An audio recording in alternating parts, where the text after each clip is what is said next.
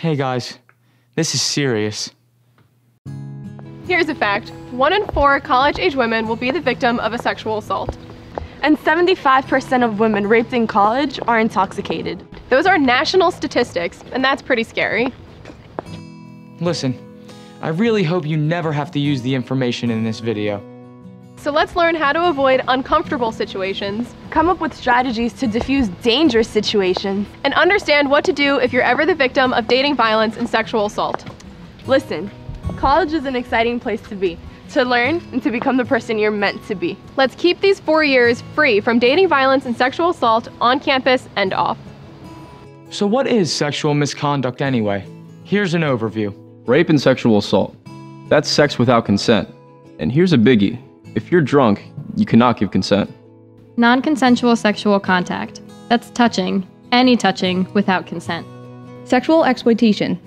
That's taking video or images of sexual activity without consent from everyone involved, or even just looking at images captured without the consent of all involved. Sexual harassment.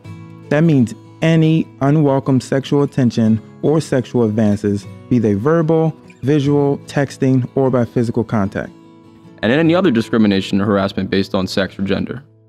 Pretty much anything you do of a sexual nature that the other person doesn't explicitly and verbally invite. A good rule of thumb to steer clear of trouble is this. Only yes means yes. Let's look at 2 situations that would constitute sexual misconduct. Here's one. Dan and Lisa met in accounting class. He notices that she's struggling and offers to tutor her. After a few weeks of tutoring, her test scores go up and they find themselves physically attracted to each other. Dan invites Lisa to an off-campus party to celebrate. At the party, they dance and have a really good time. But Dan keeps bringing her drinks, and Lisa starts to get sick. She's throwing up. So they find a room where she can lie down. The room is spinning. When Lisa wakes up, she tells Dan she's ready for him. They have sex. The next morning, Lisa wakes up alone, wondering why her clothes are off. Later on, her roommate helps her remember what happened. Lisa tells her roommate that she didn't want to have sex and feels that she was raped. Even though Lisa told Dan she wanted to have sex with him, because she was under the influence at the time, she is considered to be impaired. She cannot legally give consent. Again, only a fully capable yes means yes. Anything other than yes means trouble. Cyber stalking is a form of sexual misconduct too. Here's another situation. Alex and Brittany hooked up early in the first semester, and they were exclusive until Thanksgiving, when Brittany decided she was over him, and she moved on. But they often showed up at the same parties, where Alex would text her repeatedly and threaten to follow her if she left with any other guy. That is harassment. You can't stalk someone and interfere with his or her life because you want to be in a relationship. Harassment includes abusive texting, cyber stalking, social media posts, all of that. You should think about how you can avoid getting into bad situations like these.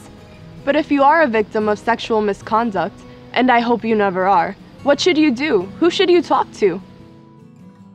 As a community of learners with one of its core values being that of respect, Cabrini is fortunate to have a sexual misconduct and sexual harassment policy. You can find it on the policies page of the website. The policy says that if you find yourself in a situation like those we've just discussed, or if you feel that you're the victim of sexual assault or harassment, you should report the offending behavior to any campus security authority, a coach, a staff member, a faculty member, or a public safety officer. You can also report the issue directly to Cabrini's designated Title IX administrator, the Director of Human Resources. There are a few more things we should mention before we wrap up. First of all, bystander intervention. Studies show that the presence of a bystander who speaks up reduces the likelihood of rape by 44%. If you see something going on, you've got to act. It is not okay to look the other way or say it's someone else's problem. Do the right thing. Get involved. That means guys, girls, friends, acquaintances, teammates, everyone in the community, especially if alcohol is involved. Guys, speak up. Help change attitudes about violence against women. Talk about it with your peers. Discuss dating and domestic violence. Sexual assault and alcohol, stalking and cyber stalking. Just one incident can ruin your future, whether you're a guy or a girl. Seriously. You don't want to go there. You're smarter than that. I really hope this was helpful. Hey, listen, it's not hard to stay out of trouble. Just use common sense. See you around campus. Have a great year.